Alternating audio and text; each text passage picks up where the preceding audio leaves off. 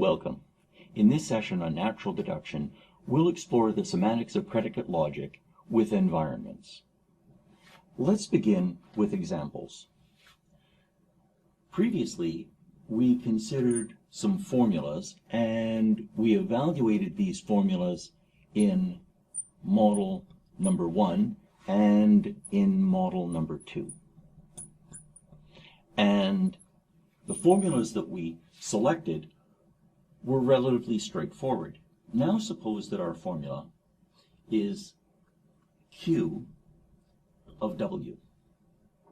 One immediate problem that we see is that previously the argument for the predicate was either a function that could be evaluated or it was a variable that was in the scope of a quantifier, in the scope of a for all, or in the scope of a there exists. Now W is free, and we simply don't have enough information to evaluate this. What we need to do is have a richer model. And this is where the environment comes in. So an environment has two parts. One is within the meta logic, we're going to state what the variables are, and that's the set var. And for our binary logic, let's say that the set var is all we need to do is specify W for this part, and then we have to have a mapping. We have to have a lookup table that maps a variable to a value. And so we have to have a lookup. In this case, it only has one ordered pair, and the first is W, and then we have to select a value for W. Let's select the value 1. And that will let us evaluate this formula in model number 1. And that is, we say Q of W, W is free. If W is free, we need to look it up. It's in the variable set. That's good. And then the lookup value is 1. And then we say, is 1 in the predicate Q for model 1? The answer is no, and that evaluates to F. We then go to model 2. Again, we have to define the variable. And let's say that the variable, in this case, all we need is W. And our lookup is, let's assign W to 0 this time. What we then do is the same process. We see a free variable W. Is W in the set of variables? Yes. We look up the value of W. That is 0. So we now say, is 0 in the set of the predicate Q in this model? The answer is yes, and that evaluates to T. And we can continue as we add free variables to a formula. We then need to be sure that over in our model we've done two things. One is that we've put that symbol in our meta logic.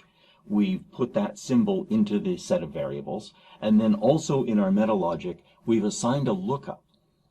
Now what this does is it lets us have these free variables, and these free variables can then be used, and it's much the same as we do in computer programming. When I compute, for example, if I compute the sine of pi over 2, what I'm doing is I'm using the function sine that's defined in my programming language, and pi is a variable that I haven't defined in my program, but it's defined in the computer environment. And so what you think of as a computer environment, it is very, very similar to what we have here in a logical environment. In a logical environment, we have a set of variables that are defined, and then we have a lookup. And in your computer environment, you have a set of variables that your computer language or the operating system is providing, and these have pre-assigned values. And if you redefine them, well, that's a bit of a danger that we'd rather not get into. Now, let's try something else. Suppose we assert Q of W, or not Q of W. And in this case, we do the same process. We ask, what is W? In model 1, W maps to 1. Is 1 in the set for Q? No. So this disjunct evaluates to false. We reason it out. This disjunct evaluates to true. The disjunction of false and true is true.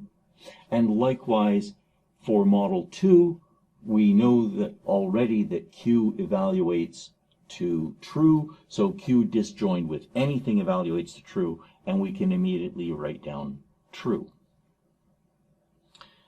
Now, at this point, you might be thinking, well, hold on, can't we reason this out by a proof? That is, can't we prove, using the law of excluded middle, for example, that this is true? And the answer is sort of, and it depends. Because what we would be doing in that case is, if we tried to prove that this was true for all free variables W, that would be a syntactic proof, and that would be occurring inside natural deduction.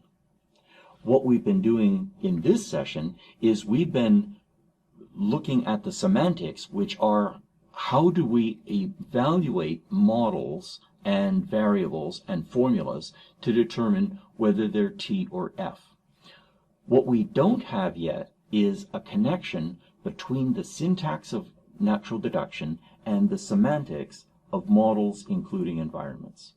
And that is the topic for the subsequent sessions.